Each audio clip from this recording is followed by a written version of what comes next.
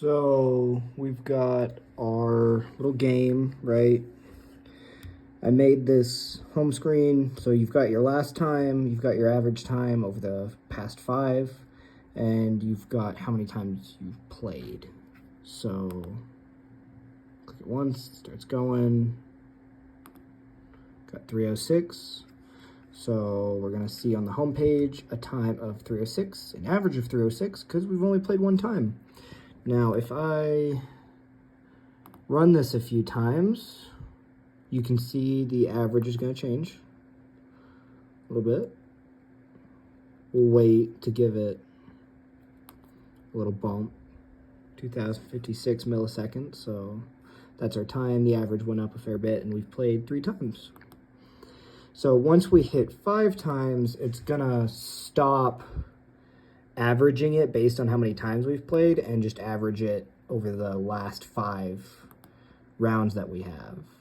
So from this point on, it's going to start averaging the last 5 rounds. So the first one we had, that 3 something, is not going to matter anymore.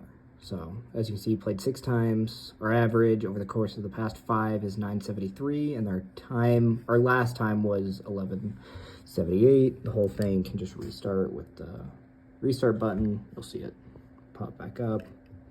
There you go. Again, super simple wiring, just, LCD is plugged in, LED is plugged in, buttons plugged in. Going over the code, to get that home screen, we have our Boolean on. So that's just, whether or not the game is on or not. So if it is on, we're going to see, all the code that we saw last time, right? Plus some averaging code. If it's turned off, that is going to put us at this home page, right? That's just that cluster. And then it's just gonna wait. And, if you press the button, it's gonna go ahead and turn on to 1, which is gonna start the game. So starting the game, right? It's all the same, right? Blah, blah, blah, blah, blah, blah, because it's gonna do this else statement in here. The fun part is this section here, and what this is going to do is average it out for us. We've got scores 5 equals duration. That is for this array here, so it's going to set this 5th variable to it. It doesn't matter. It's kind of there to hold its place. That's why I have that.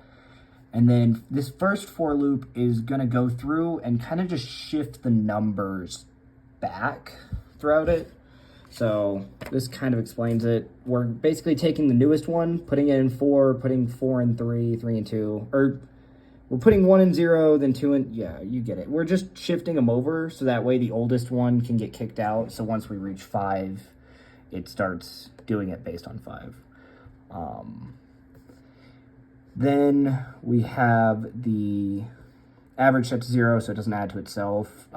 Just going through all 5 in the array. So the first 4 is 0, 1, 2, 3, 4.